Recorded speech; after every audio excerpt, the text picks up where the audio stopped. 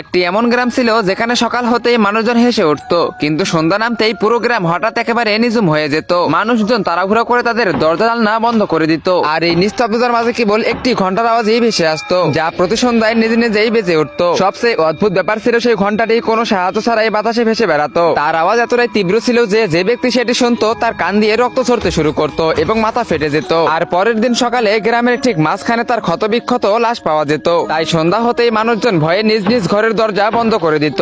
আর ঠিক সেই গ্রামেই থাকতো ঠুংঠুং। ঠুংঠুং সারাদিন মাঠে কঠোর পরিশ্রম করত এবং সন্ধ্যা নামার আগেই বাড়ি ফিরে আসতো। কিন্তু ঠুংঠুং এর মাথায় সারাক্ষণ একটি প্রশ্ন ঘুরপাক খেত, যদি ঘন্টাটি বাতাসে ভেসে বেড়ায় তবে তার পেছনের অদৃশ্য শক্তিটি কি এবং তার রহস্যটাই বা কি। একদিন সন্ধ্যায় ঠুংঠুং নিজের ভাবনায় এতটাই মশগুল হয়ে পড়েছিল যে সে টেরই পায়নি কখন সন্ধ্যা 7টা বেজে গেছে। সচেতন হতে সে দ্রুত বাড়ির দিকে রওনা দিল, কিন্তু গ্রামে পা রাখতে সে দেখলো সেই ঘন্টাটি বাতাসে ভেসে সোজা তার দিকেই আসতেছে। এটি দেখে ঠুংঠুং ভীষণ ঘাবড়ে গেল। ঠিক তখনই ঘন্টাটি ভাসতে ভাসতে তার একেবারে কাছে এসে থেমে গেল এবং প্রচন্ড শব্দে বাজতে শুরু করলো। তার আওয়াজ এতটাই তীব্র ছিল যে পুরো গ্রাম কেঁপে উঠলো, কিন্তু ঠুংঠুং এর সেই আওয়াজে কিচ্ছু হলো না, কারণ সে জন্ম থেকেই বয়রা ছিল। কিন্তু সে মানুষের ঠোঁট নাড়ানো দেখেই কথা বুঝতে পারতো। আর তখনই হঠাৎ করে ঘন্টাটি বাজা বন্ধ হয়ে গেল এবং সেটার ভিতর থেকে একটি ছোট্ট বাচ্চার আত্মা বের হয়ে এলো। গাইস, আমি ইদানিং শুনতেছি যে ফ্রি ফায়ার থেকে নাকি পাবজি প্লেয়াররা অনেক বেশি বেড়ে গেছে। তো আজকে আমি এটাই দেখবো। তোমাদের কোনো কিছুই করতে হবে না। তোমরা যদি ফ্রি ফায়ার খেলে থাকো এবং ফ্রি ফায়ারকে ভালোবেসে থাকো তবে অবশ্যই ভিডিওতে লাইক করে চ্যানেলটিকে সাবস্ক্রাইব করে দাও। আর পাবজিকে ভালোবাসলে কমেন্ট বক্সে কালো লাভ দাও এবং ফ্রি ফায়ারকে ভালোবাসলে লাল লাভ দাও। আমি দেখতে চাই কার অডিয়েন্স সব থেকে বেশি।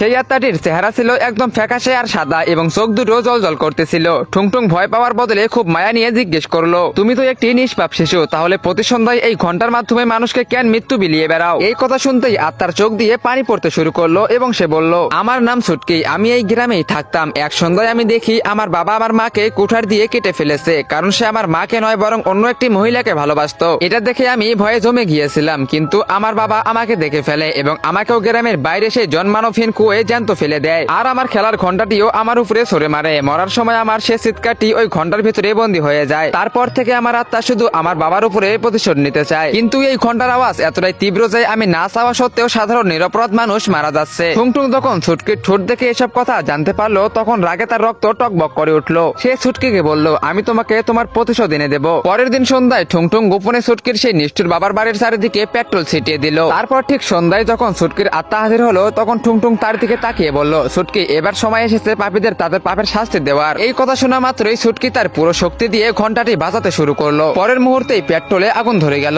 এবং পুরো বাড়িটি দাউ দাউ করে জ্বলতে লাগলো। আর ভিতরের তীব্র ঘন্টার আওয়াজে এক পলকে পাপীদের মাথা একটা একটা করে ফেটে চৌচির হয়ে গেল। আর এটা থেকে ছুটকি অনেক খুশি হয়ে গেল এবং তার আত্মা শান্তি পেল।